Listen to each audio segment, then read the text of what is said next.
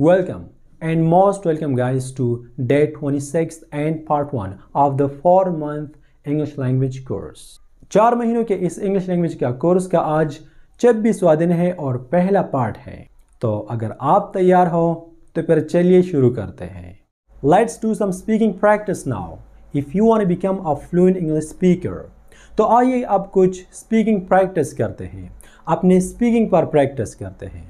और speaking practice के लिए हम आपसे हर रोज़ एक जादुई क्वेश्चन करेंगे जिससे आपका स्पीकिंग एबिलिटी जो है वो बहुत ही पावरफुल होगा और बहुत कम वक्त में आप एक फ्लुएंट इंग्लिश स्पीकर बन जाओगे। तो वो क्वेश्चन है, Hey brother or sister, could you please tell us how was your day or what did you do yesterday? How was your day?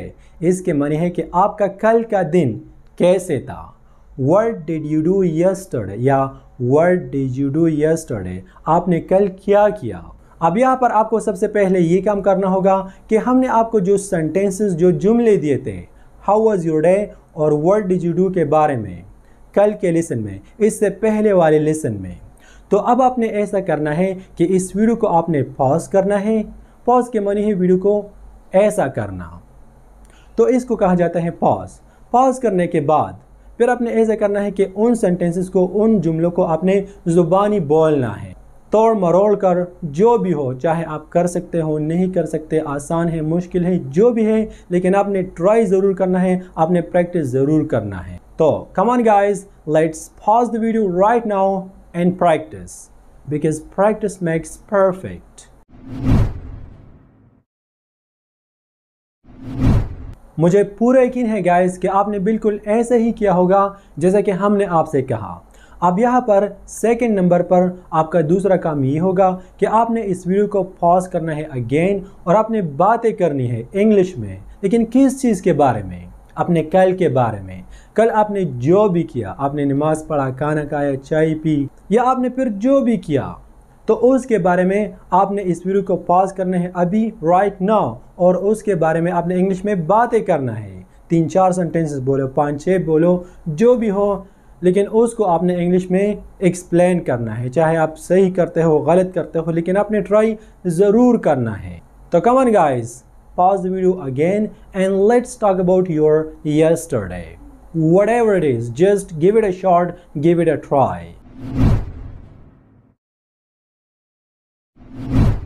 मुझे उम्मीद है गाइस कि आपने हमारे इस बात पर भी अमल किया होगा। अगर आप अमल करते हो तो फ़ायदा भी आपका, अगर आप अमल नहीं करते तो नुकसान भी आपका। लेकिन हमें बहुत खुशी होगी जब आप इंग्लिश सीखो और आप एक फ्लुएंट इंग्लिश स्पीकर बनो। तो स्टोरी टाइम गाइस, अगर आप चाहते हो कि आप एक फ्लुएंट इंग्लिश स्पीकर बनो, अगर आप चाहते हो कि आप हर किसी के साथ फ्लुएंट इंग्लिश बोलो विदाउट हेजिटेशन, विद कॉन्फिडेंस, तो फिर आपको ऐसा करना होगा कि आपको एक स्टोरी नरेट करनी होगी, आपको एक स्टोरी बयान करनी होगी, यानी आपको हमें एक कहानी सुनानी होगी। इसका सिंपली ये मतलब है कि आपको अभी इसी वक्त इस वीडियो को पॉज करना है और नीचे डिस्क्रिप्शन में जाकर वहाँ पर हमने आपको एक लिंक दिया है। ये लिंक एक कार्टून स्टोरी का है जो कि तकरीबन 4-5 मिनट की एक कार्टून स्टोरी है। उसको आपने देखना है, उसको आपने समझना है और ये इंग्लिश में है। और फिर देखने और समझने के बाद आपने इसी कार्टून स्टोरी को अपने अल्फाज में, अपने जहन से इंग्लिश में आपने बयान करना है। चाहे आप कर सकते हो या आप नहीं कर सकते, आसान है मुश्किल है, लेकिन आपने इस पर ट्राई ज़रूर करना है। तोड़ मरोड़ कर जो भी हो, 4-5 सेंटेंसेस बोलो, लेकिन आपने ट्राई ज़रूर करना होगा। उर्दू में नहीं, हिंदी में नहीं, पश्तो में नहीं, आपने सिर्फ और सिर्फ, अगर आप इंग्लिश सीखना चाहते हो तो फिर आपने इंग्लिश में इसको बयान करना होगा, वो भी अपने जहन से और अपने ही अल्फाजों में। और इसी तरह आप एडवांस्ड वोकैबुलरी सीखोगे, एडवांस्ड ग्रामर, और आपने जो कुछ भी सीखा है या आप जो कुछ भी सीखते हो उसका प्रैक्टिस भी होता जाएगा। Thank you so much guys. मुझे पक्का यकीन है कि ये तीनों टास्क आपने कामयाबी के साथ कंप्लीट किए होंगे। अगर आपने वाकई में ऐसा किया है तो फिर इसका मतलब है कि आप वाकई में एक फ्लुएंट इंग्लिश स्पीकर बनना चाहते हो और आप वाकई में एक फ्लुएंट इंग्लिश स्पीकर बनोगे। ये काम आपको हर रोज़ करना होगा, हर रोज़ 3 महीनों तक। और अगर आप इसे जारी रखते हो तो 3 महीनों के बाद आप अपने आप पर फख्र महसूस करोगे। आप इतना कुछ सीखोगे जितना कि लोग 3 सालों में भी नहीं सीखते। अब आइए कुछ नए सीखते हैं और एक नए टॉपिक पर बात करते हैं। Could you please tell us how was your day? या what did you do yesterday? I had a small accident yesterday.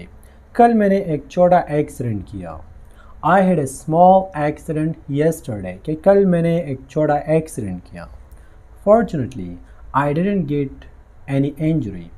खुशकिस्मती से मुझे कोई चोट नहीं लगा, मतलब मुझे कोई चोट नहीं आया। Fortunately, I didn't get any injury.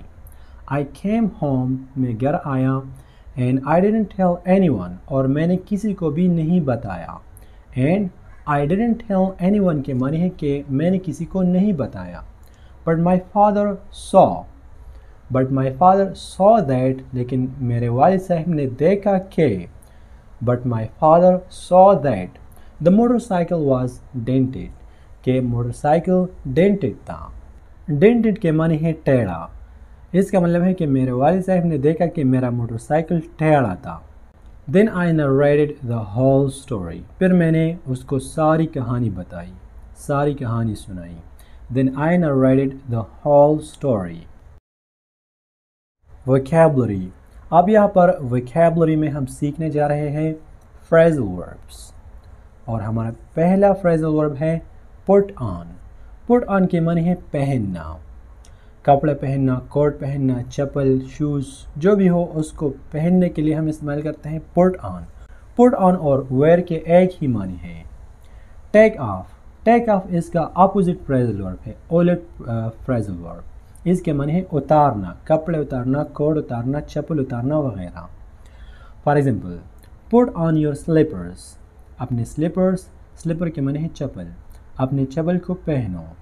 Put on your slippers.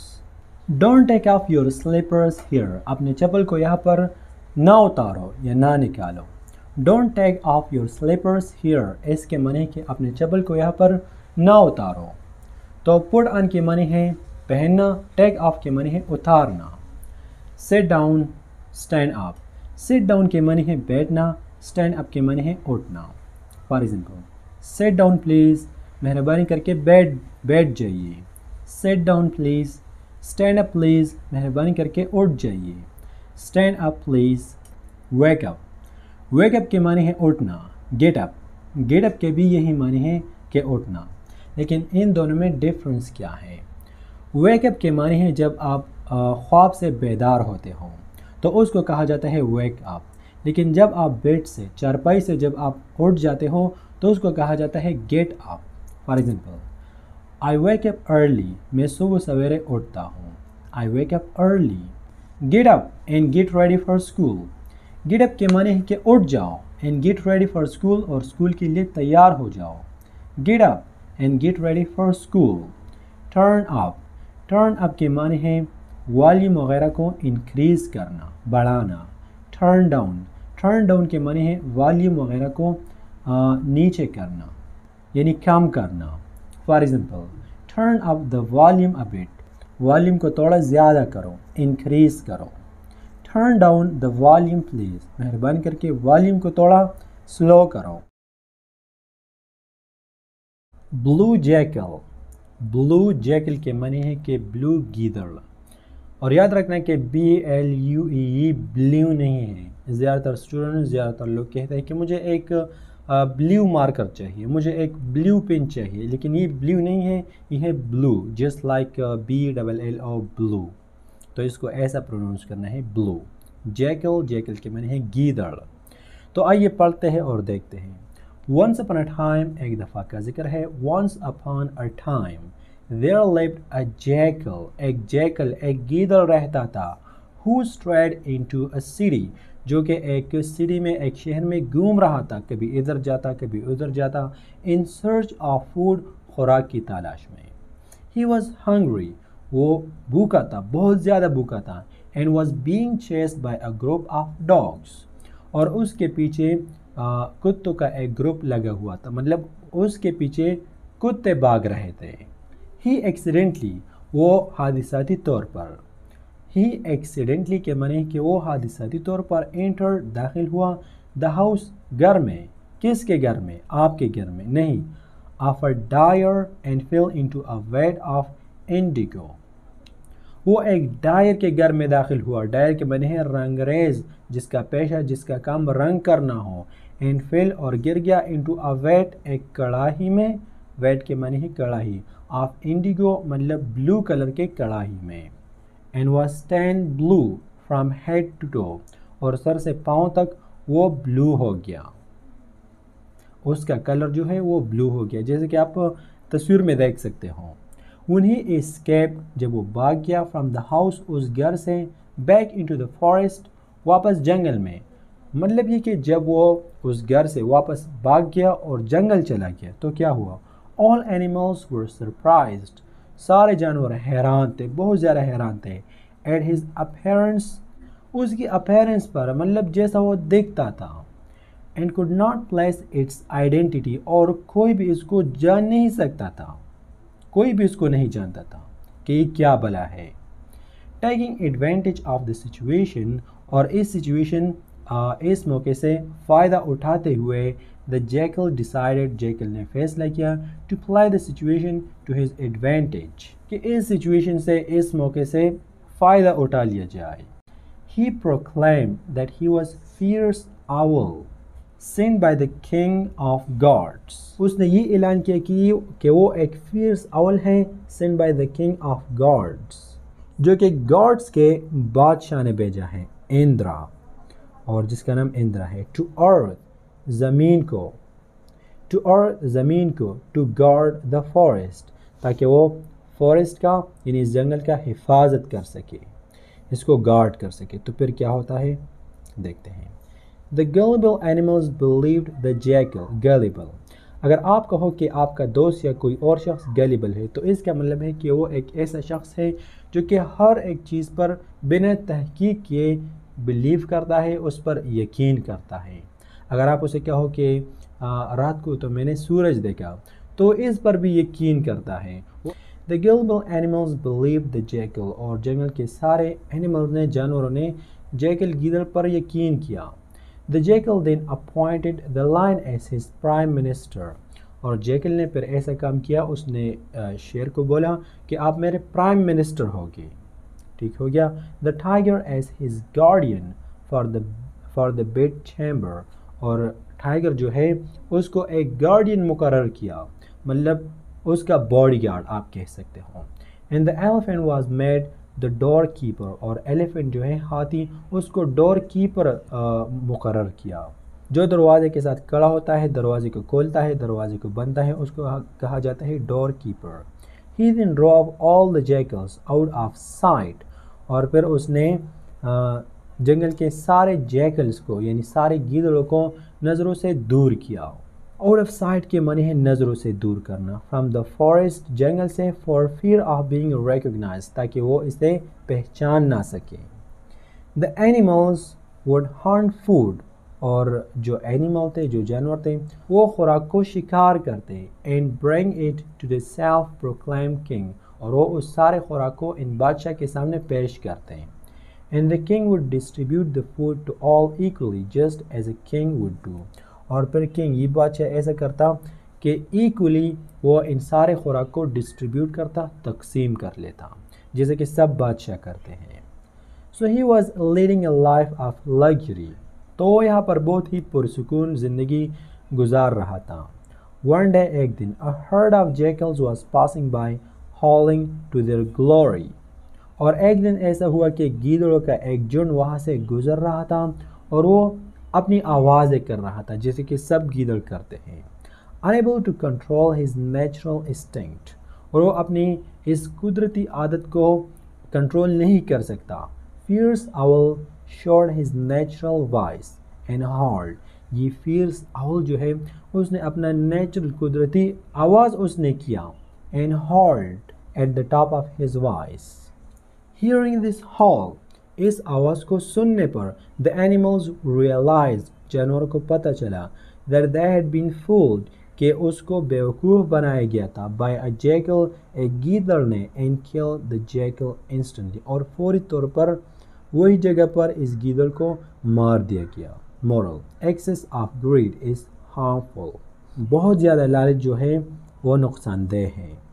Thank you so much guys for giving us your precious time.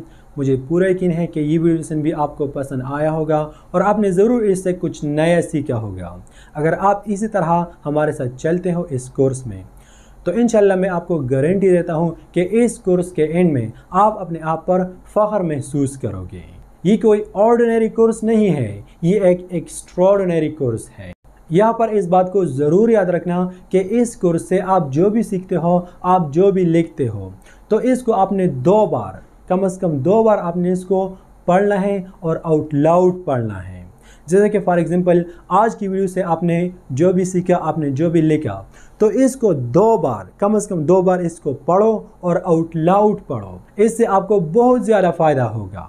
और शायद कि आपने सुना होगा कि प्रैक्टिस मेक्स परफेक्ट। आपने प्रैक्टिस ज़रूर करना होगा उस टॉपिक पर भी, उस लाइंस पर भी जो हमने आपको दिए हैं, 4, 5, 6, 7 लाइंस। और उसके बाद आज आपके साथ जो भी हुआ, आपने जो भी किया या आप करते हो, इसके बारे में भी आप प्रैक्टिस करो कि मैं इसके बारे में बात करूँगा, उसके बारे में बात करूँगा।